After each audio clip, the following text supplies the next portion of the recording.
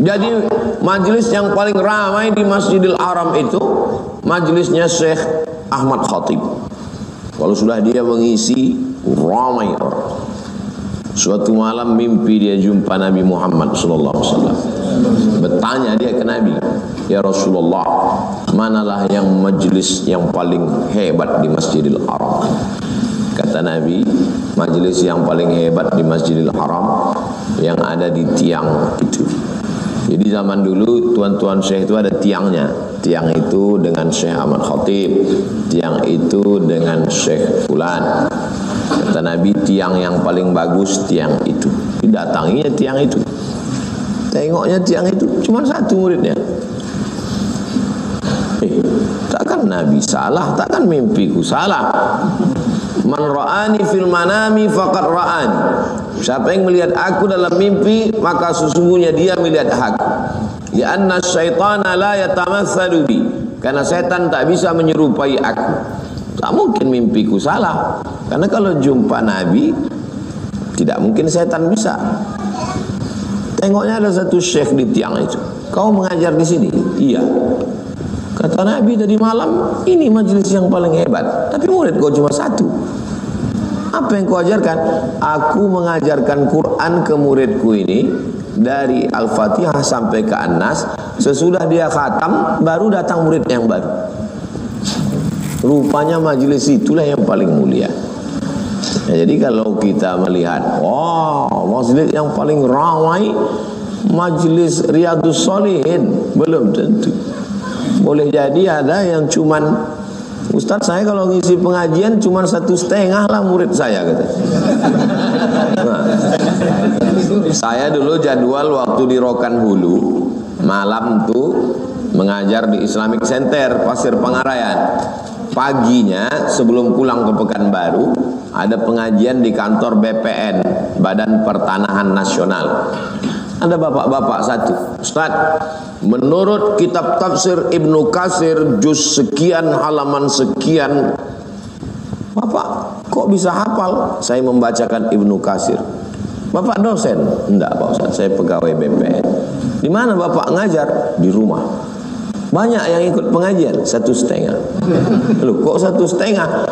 Anak saya 1, bini saya mendengar sambil memasak di dapur. Itu juga 1,5. Boleh jadi majelis dia itu lebih utama, lebih afdal. Karena banyak juga orang, banyak ramai pengajiannya, anak bininya pun tak mendengar dia. Dia enggak, anak bininya hadir mendengarkan dia. Nah, jadi majelis ini tak bisa kita ukur standar mengikut standar manusia. Jadi jangan nanti kita pula ke diri kita, aku udah banyak sujud ini. Begitu streaming, 3 lah yang menonton. Tak ada komen sama sekali. Standar manusia tak bisa dijadikan. Nah, jadi kita serahkan aja masalah kemuliaan ini kepada Allah Subhanahu wa ta'ala. Boleh jadi ramainya orang itu bukan dia sebagai nikmat, tapi istidraj. Akhirnya kita kena penyakit sum'ah, kena penyakit ujub.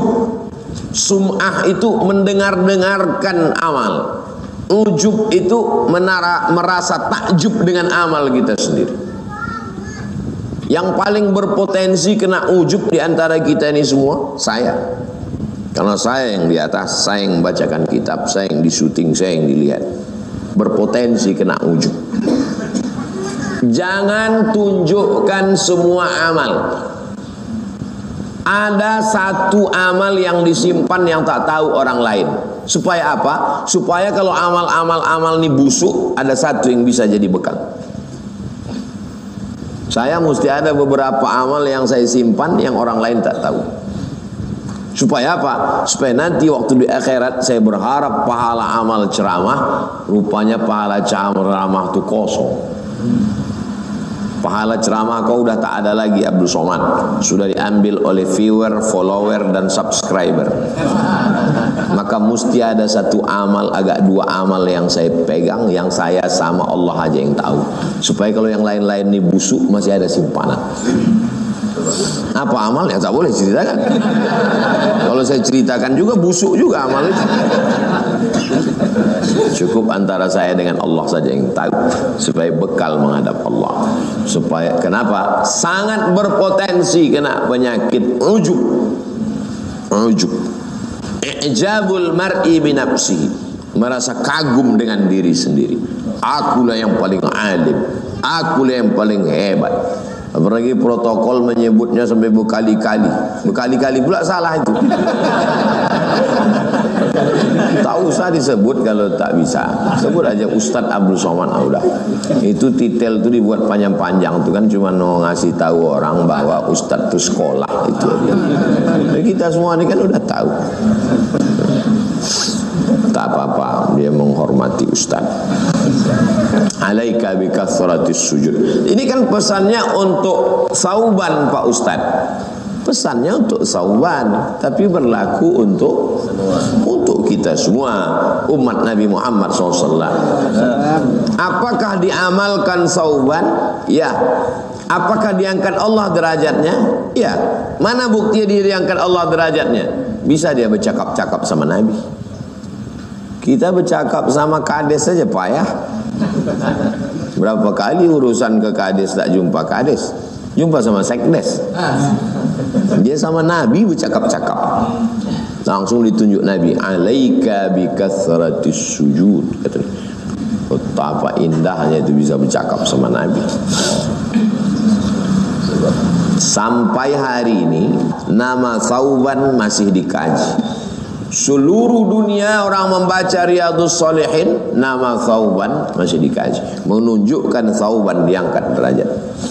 Berapa banyak orang yang masyhur waktu hidup, begitu meninggal hilang. Berapa banyak orang viral waktu hidup, begitu meninggal hilang. Sauban tak ada dia menulis kitab.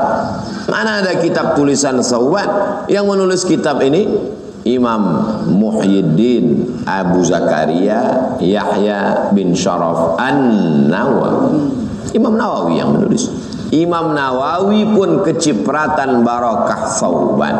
Karena hadis itu dari Sauban ditulis oleh Imam An-Nawawi, ditulisnya dalam kitab hadis, kumpulan ucapan, perbuatan, ketetapan Nabi Muhammad sallallahu alaihi wasallam.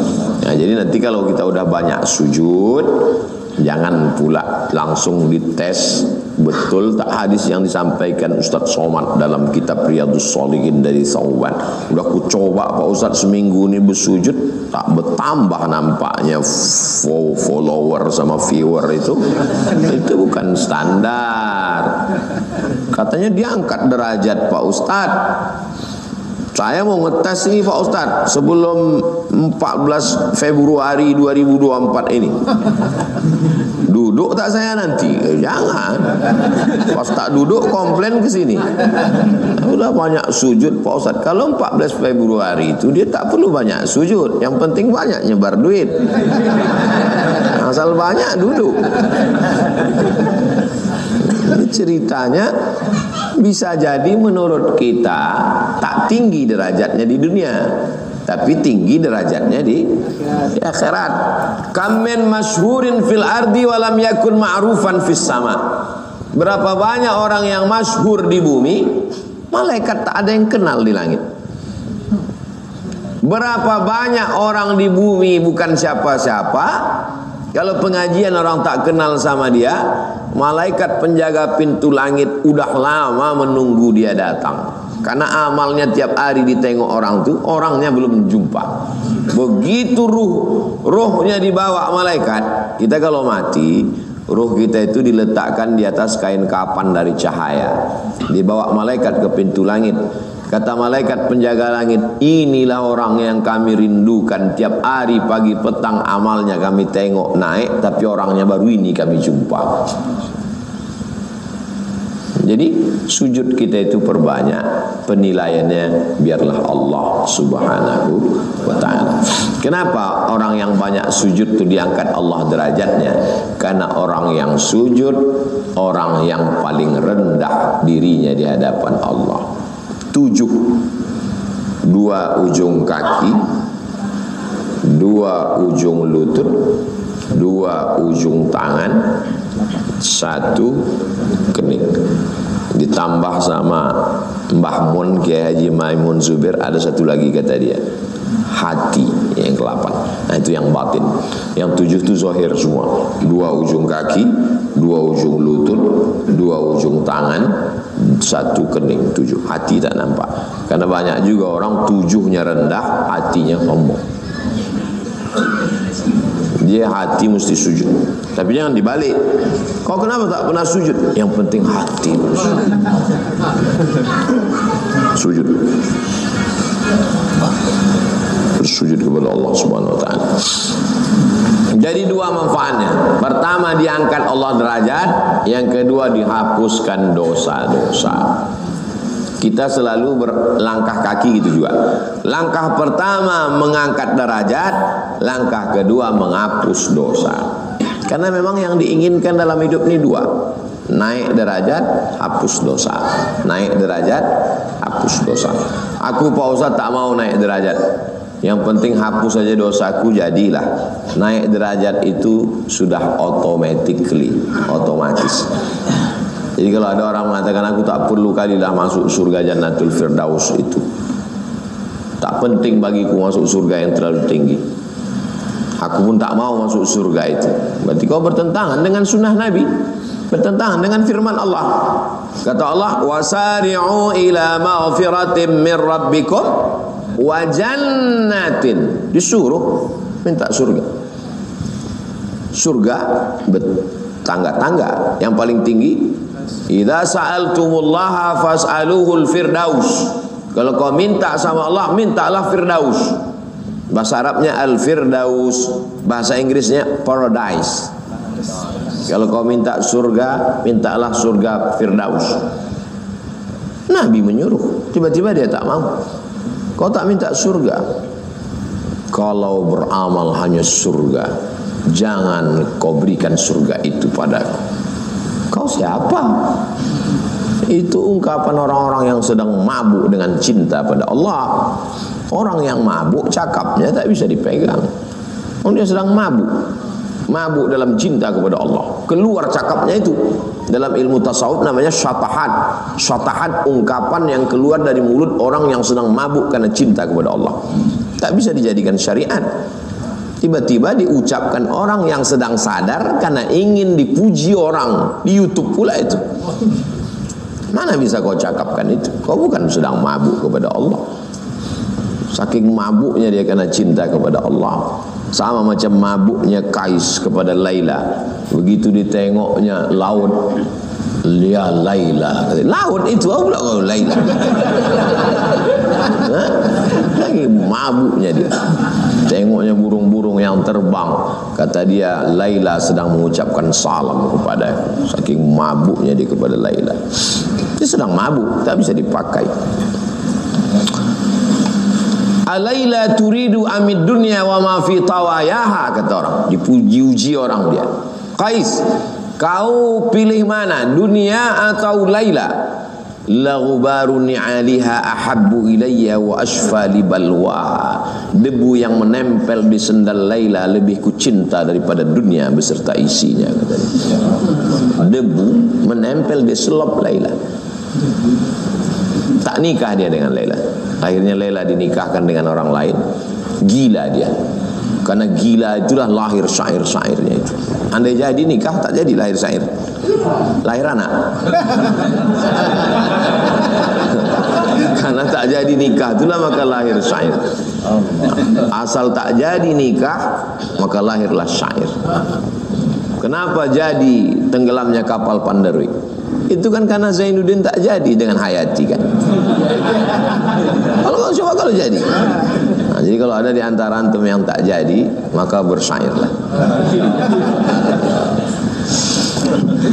Untuk menghibur orang yang tak jadi. Amalnya ada 2. Yang pertama beramal, yang kedua meninggalkan dosa. Jadi jangan antum anggap beramal itu amal ini 2. Yang satu beramal, yang satu lagi meninggalkan dosa.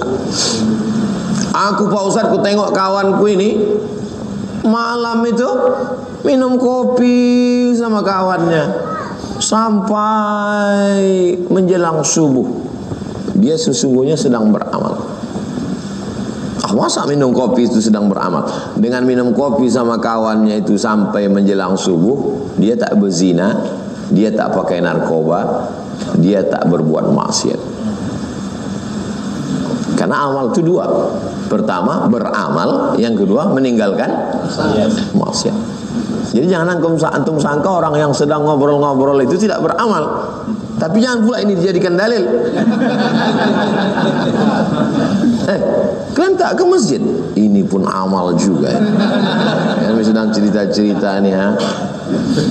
Kami kalau tak ngobrol minum kopi ini udah dugem kami di diskotik ini.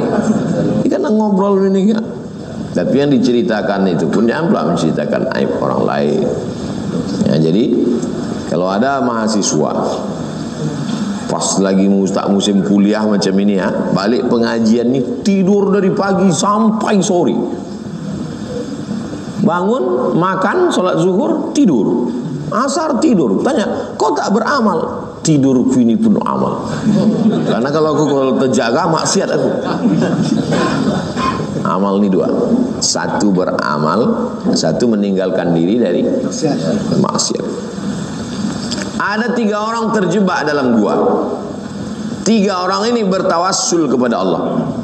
Yang 2 bertawassul dengan amal, yang 1 ini bertawassul bukan dengan amal, tapi dengan apa? Tak jadi buat maksiat. Yang 1 bertawassul dengan amal. Ya Allah, kabulkan doaku. Apa amalmu?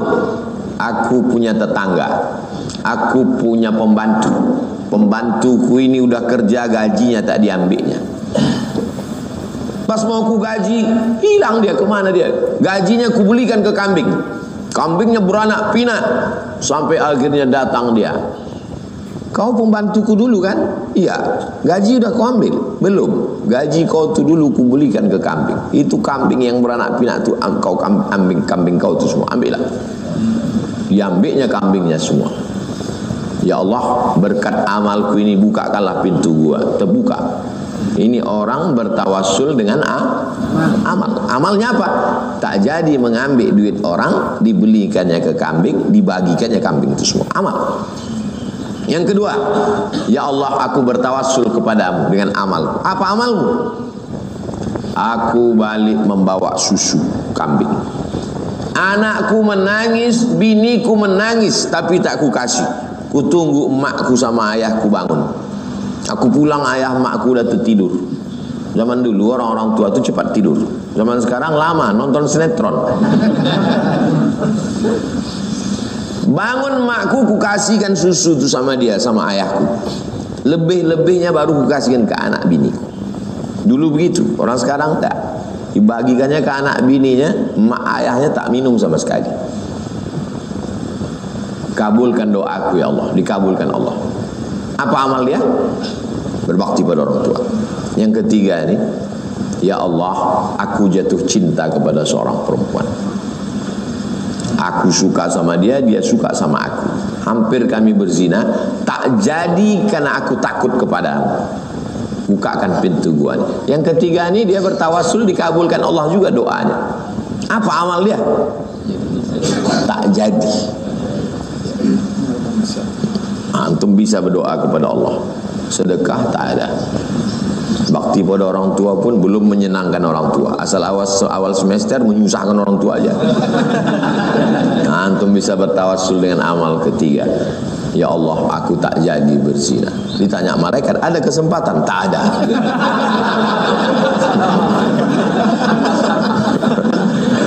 Dia tadi tak jadi berzina karena ada kesempatan. Ini jangankan cewek di kampus lalat minta inggap. Antum punya motor, antum bonceng dia, antum duit banyak, tak jadi karena takut pada Allah. Itu hebat. Ini apapun tidak. Jadi amal itu jangan cuman anggap hanya ibadah, tapi ada amal yang lebih hebat adalah meninggalkan maksiat. Itu maka kita disuruh bergaul sama orang baik. Punya circle yang baik-baik ini. Kalau circle kita baik, insya Allah terjaga kita dari maksiat. Tapi jangan ini dijadikan dalih untuk tidak beramal. Kau tengok, sholat sunat tak ada, qobliyah tak ada. Tak penting kali, yang penting jauh kita dari maksiat. Udah cukup. Itu malas namanya. Ada pula orang qobliyah lancar, ba'diyah lancar, tahajud lancar, dosa pun lancar juga. Yang paling bagus sujudnya banyak, maksiatnya tak ada. Tapi kalau mau minim betul, masuk surga dengan amal minimalis, amal tak terlalu banyak, tapi jangan sampai ada dosa. Apalagi dosa kepada manusia. Jangan zolimi orang, jangan aniaya orang. Kalau bisa senangkan hati orang, bahagiakan orang. Tabassumika fi wajhi akhika shadaqah. Senyummu kepada saudaramu shadaqah.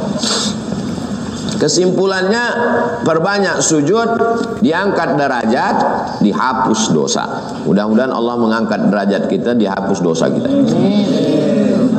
Hadis nomor 108, hadis babnya 14, sama penomorannya. Dari Abu Sofwan. Kalau tadi Abu Abdillah atau Abu Abdirrahman, yang ini Abu Sofwan, namanya Abdullah bin Busr al-Aslami. Qala Rasulullah sallallahu alaihi wasallam, Rasulullah bersabda, khairun nas, manusia yang paling baik, man tala umuruhu, orang yang panjang umurnya, wa hasuna amaluhu, baik amalnya. Ini paling the best. Berapa umur Syekh Fulan waktu meninggal? 150. Oh, bagus. Namanya Syekh Abdul Ghani Al-Kampari, Batu Besue. Punya anak namanya Syekh Aidarus. Belajar ke Aceh kepada Syekh Mudawali. Syekh Aidarus punya anak namanya Syekh Alaidin Atori. Sekarang pindah dari Batu Besue karena membuat PLTA Koto Panjang, pindah ke Kabun. Ulama besar Riau, dari Makkah belajar, Syekh Abdul Ghani Al-Kampari. Sanad orang Aceh tarekat Naqsabandiyah itu dari Syekh Mudawali. Syekh Mudawali mengambil suluknya dari Syekh Abdul Ghani Al-Kampari. Panjang umurnya, baik amalnya. Ini yang paling the best. Ada pula orang amalnya baik, hafal Quran, meninggal umur 17 tahun. Kepleset waktu mandi di kuntu. Itu pun baik juga. Hafal Quran, meninggal, tak banyak dosa. Ada pula umur 100 tahun, mabuk, meninggal di lokalisasi, habis minum obat kuat, nafsu besar, tenaga kurang, diisikan minyak pesawat ke kap 70, tanggal mesin letup. Nauzubillah, nauzubillah, nauzubillah. Nah, jadi yang paling bagus itu adalah khairun nas, sebaik-baik manusia, man tala umuruhu, panjang umurnya, wa hasuna amaluhu, dan baik amalnya. Yang satu bisa diatur, yang satu tak bisa diatur. Mana yang bisa diatur? Hasuna amaluhu. Mana yang tak bisa diatur? Tala umuruhu. 50% bisa diatur. Apa dia? Amal kita bisa kita atur. Ini hari ini bisa kita rencanakan. Aku mengaji Riyadhus Shalihin, habis itu nanti sholat sunat Isra, habis itu nanti mengajak kawanku sarapan, ku kasih dia, habis itu nanti makan siang, baru ku cari pula kawan aku yang membayari aku.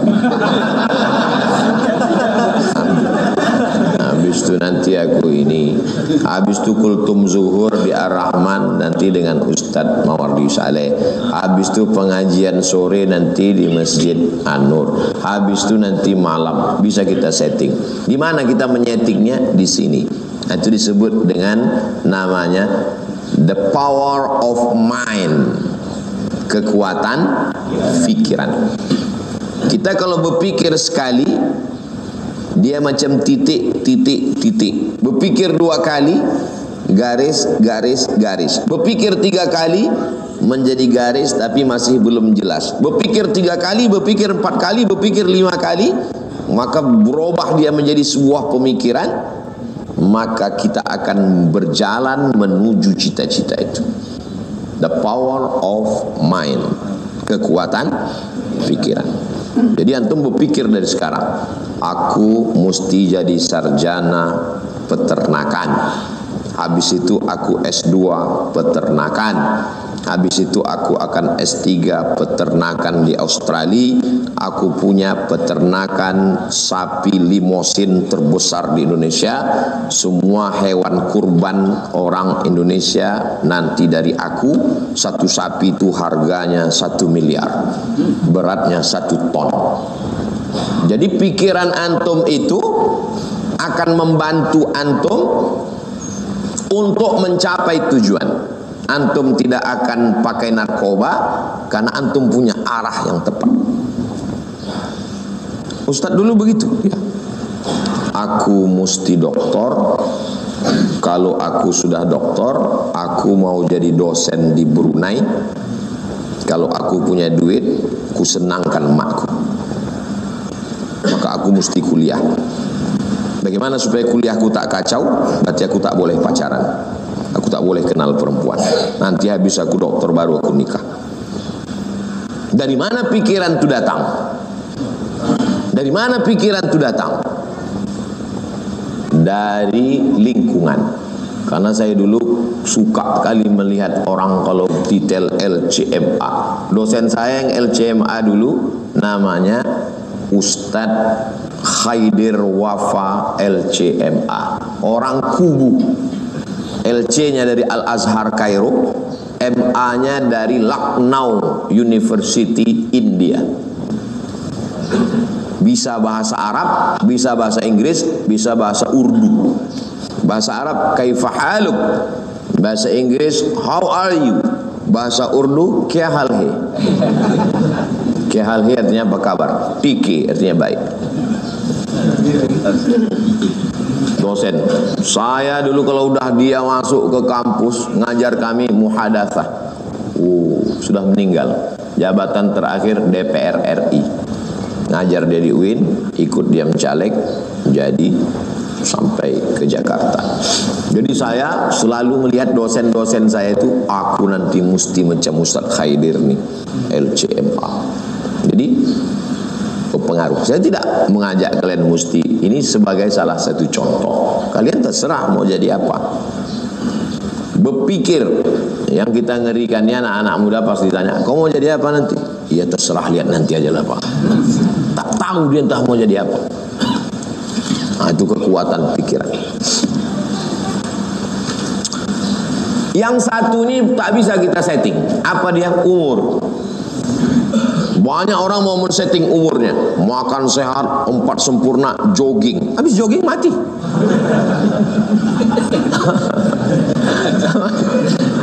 Nah, 15% manusia meninggal karena rokok. Akhirnya bapak ini terus saja merokok. Pas ditanya, Pak, 15% karena rokok. Terus yang 85 kan enggak merokok, mati juga. Ya aku ikut 85 kata dia. Jadi ada yang bisa kita atur. Apa dia? Amal kita.